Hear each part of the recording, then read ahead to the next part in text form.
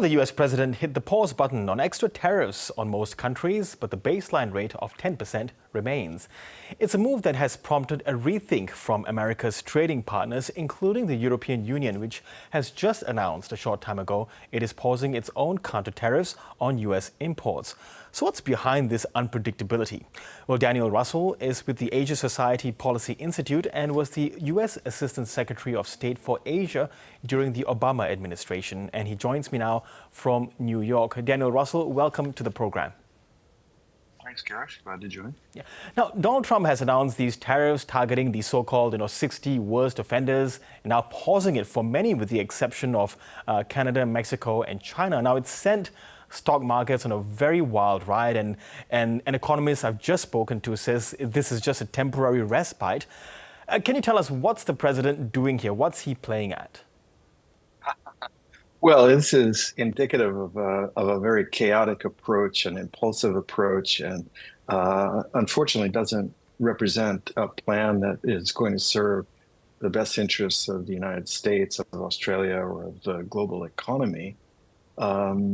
These kinds of radical reversals, threats followed by retreats, the zigzags, are precisely what governments and boardrooms fear and hate, because with the level of unpredictability that we are seeing, it becomes impossible to plan. And if companies can't plan with confidence, they're going to stop investing.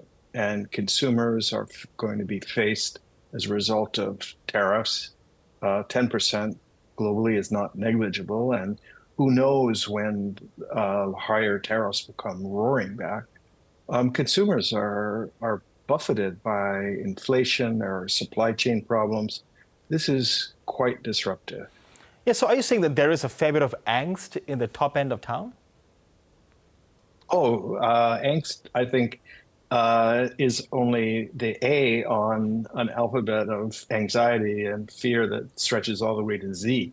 Yeah, what is happening now is unhealthy, it's dangerous, it's unprecedented. And what we see with this sudden caving in by Trump, it's not driven by a plan, it's driven by markets and by impulse. And when it comes to China, this is intensifying. There's no respite for China.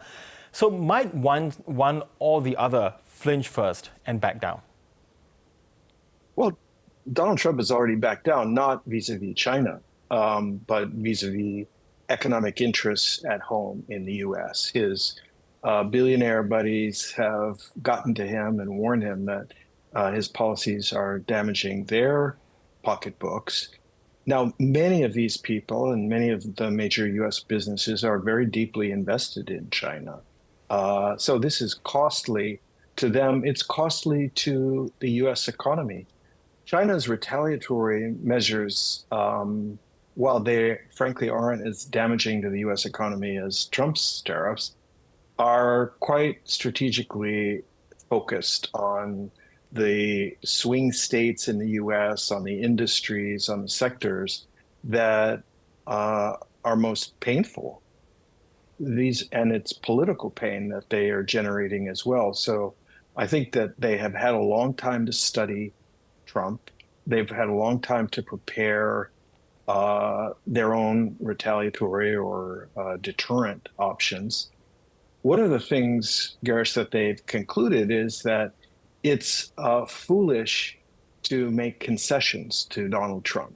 That is interpreted by him as a sign of weakness and only guarantees that his demands will come racing back. They are determined to prove that China can't be bullied. Regrettably, that's an extremely popular position at home in China. And therefore, I see no prospect in the near term that China would back down, although I think that the pain on the Chinese economy is very significant, and the leadership would like to find a way to make it stop. Yes, and in China, while it might feel pain, it does have many levers to pull, and one that it hasn't quite pulled all the way down is that of its rare earths exports. It is beginning to restrict them. How big a hit would this be for the American tech sector and for companies like Tesla? Well, Tesla is undoubtedly a special case. One can imagine that the Chinese hope and expect that Elon Musk can be a vehicle for directly influencing Donald Trump, as he has already so far in the Trump administration. But when it comes to the U.S. Tech manufacturing, when it comes to consumer goods, and certainly when it comes to the U.S. military and the production of defense equipment that's heavily reliant on sophisticated tech and therefore critical minerals, the incremental increase in restrictions heading towards an embargo on rare earths and critical minerals to the United States will be devastating. This is a very serious national security problem for the U.S.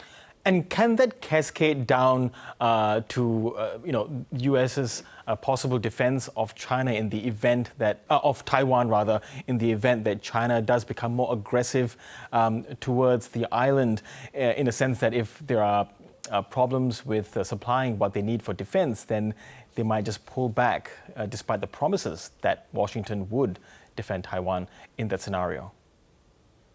Well, let's be clear. Donald Trump has not made any promises that he will defend Taiwan.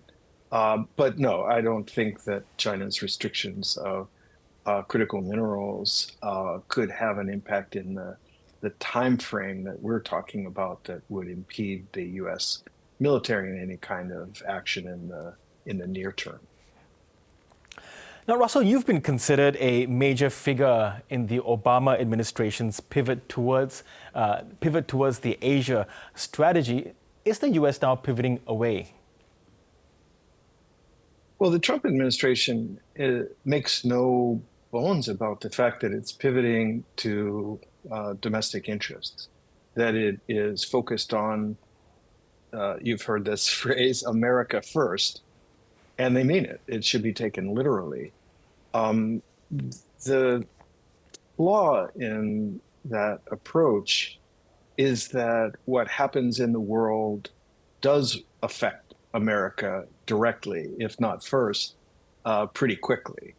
And the mountain of problems that is accumulating as a result of the U.S. The decision by the Trump administration to essentially demolish its foreign assistance program, for example, risks in the form of communicable diseases and of mass migration and of terrorism and so on, but also the risks to the global economy and therefore the American economy from these destructive tariffs and from the undifferentiated nature of the lashing out.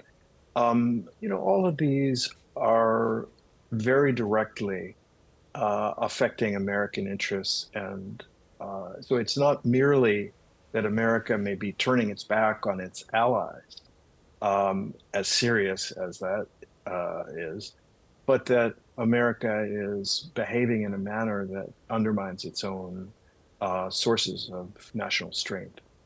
And just a final question, Russell, has what Donald Trump has done in just his few short months, damaged America's reputation abroad to a degree that it may not even be fixed or not even recover well past Donald Trump's second term beyond these 4 years?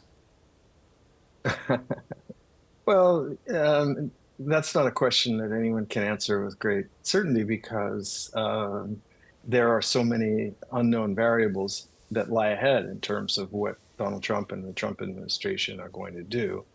But the U.S. has, over time, consistently proved resilient. Now, the fact that the Trump administration is taking a sledgehammer to many American institutions is certainly alarming. But it's not a good idea to give up on the United States. It's wildly premature to predict the decline of the West, so to speak. Okay, Daniel Russel, it was really good to get your insights there from New York and really appreciate your time. Thank you so much. Thanks, Garish. Happy to join you.